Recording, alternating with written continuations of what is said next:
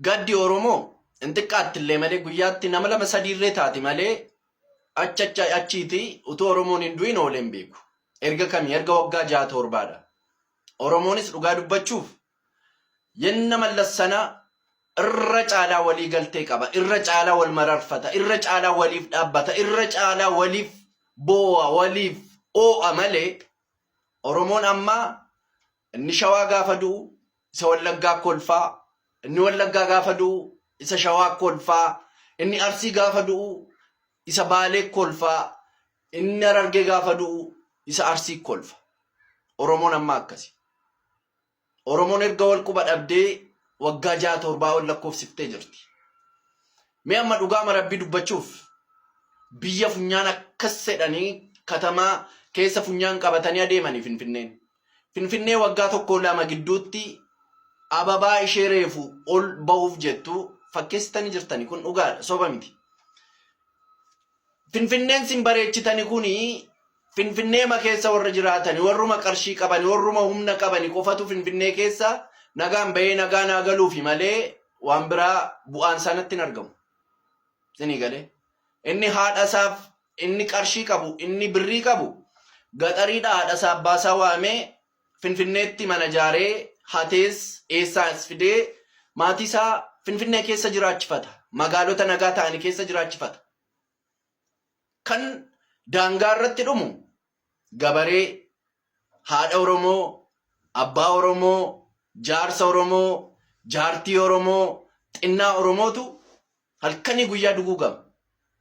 Ayyee yenna dargii sanas dhaga'ama turree dargii faana taa'ee kan mootummaa kana deeggaree Oromoo nyaachisuu hedduu isatu tureera. Yenna Mallas Zeenaawwii kanas warrumti har'a aangoorra jirani kuni Mallas Zeenaawwii faana turanii halkanii guyyaa safaan hojjechuun uummata Oromoo fichisiisaniiru. Amma fichisiisuu qabanii.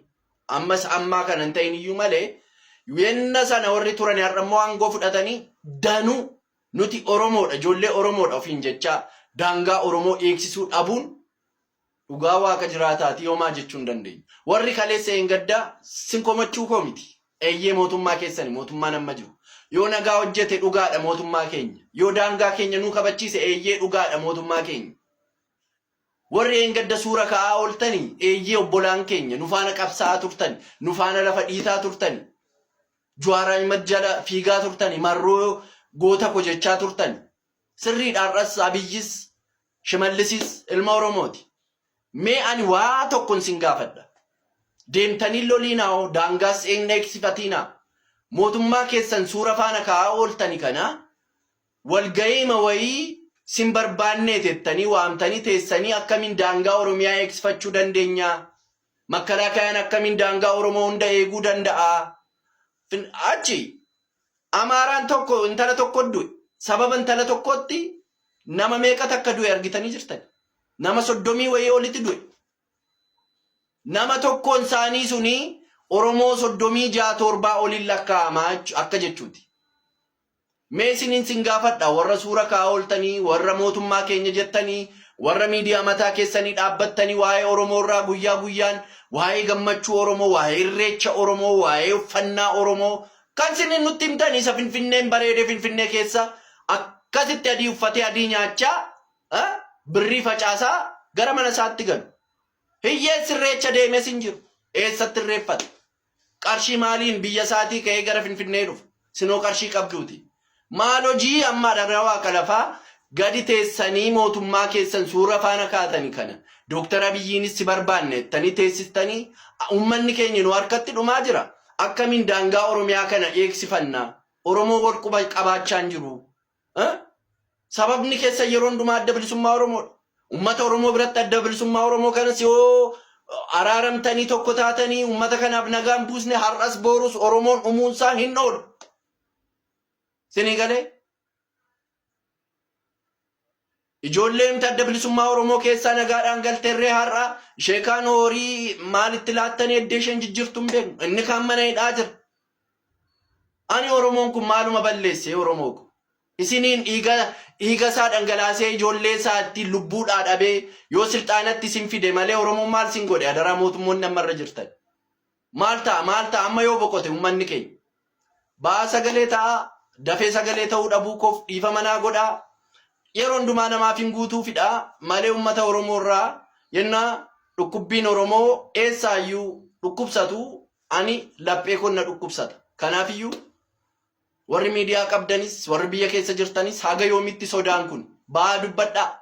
Mootummaa keenya akka isaan sininiinet nuti si jaallanna si hordofaa jirra. Uummanni keenya nu harkaa dhumaa jira.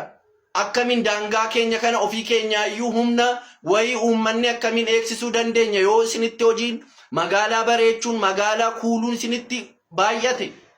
Nuti immoo akkamiin lubbuu uummata biyya sana keessa nagaan jiraachuu akkamiin eegsisuu dandeenya sin hojiitiin biizii taatani. Nuti akkamiin makalaakaa faana taanee uummata keenya eegsisuu dandeenya kan jedhu gadi taa'aa mari'adhaa warri footoo kaa'aa ooltan mootummaa keenya warri jettan. Yoo uummanni keenya nagaa argate dhugaa waaqayyooti eeyyee mootummaa keenya dheenanis sinfaana hiriira.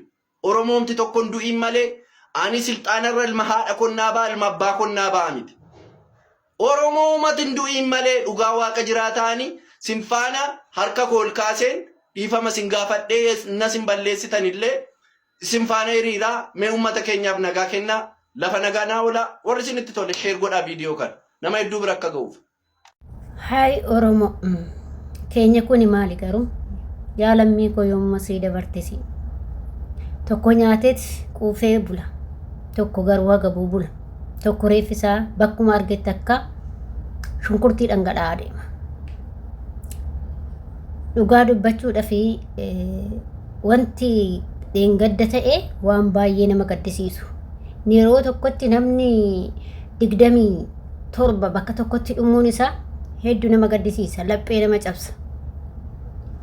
Jireenya addunyaa gabaabduu tanaaf isinillee waan tokko dubbachuu diddanii warri biyya keessa jiran namoota akkana gocha suukaneessaa ilma namaati irratti hojjetanii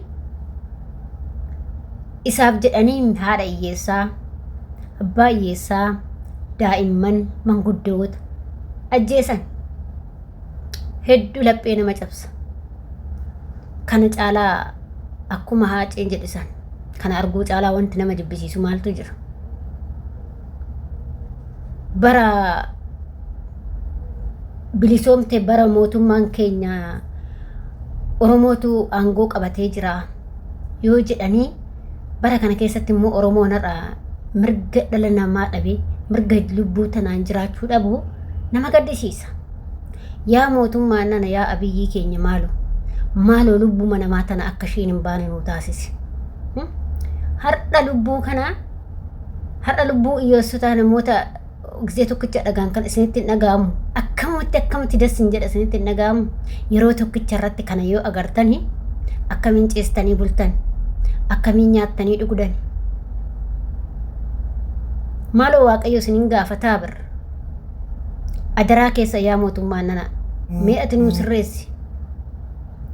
Maaloo akkuma namni keenya dhumne biyya nu guddisaa jirtaa si jaalanna si kabanya biyyi nu guddisaa jirtaa biyya nu bareechaa jirtaa garuu uummata keenya illee nu eegi akka uummanni keenya hin duune nu eegi akka lubbuu isaatiin nagaan bahee nagaan galu akka qe'ee isaatirra jiraatu nu taasisi. Maaloo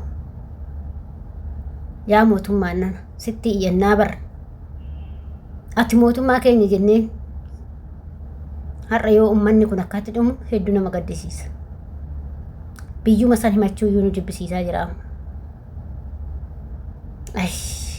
Ayyaa lammii koo biyya ofii keessatti illee mirga lubbuun jiraachuu dhabuun biyya namaa keessattuu kabajamanii jiraatanii biyya ofii keessatti gaafa hin kabajamne eessatti kabajamuu erga biyya ofii keessatti kabajamtee hin jiraanne hedduu laphee nama cabsa. Waaqayyoon lubbuu keessan if boqonnaa haa kennu caffee jannataas naa qananiisu. Maatii fi firoottan keessaniif jajjabina haa kennu. Uummata Oromoo hundaaf jajjabina haa kennu. Waan dubbannu wallaalle lapheen nu cabde baay'ee nama gaddisiisa. Jireenya lafa kanaa.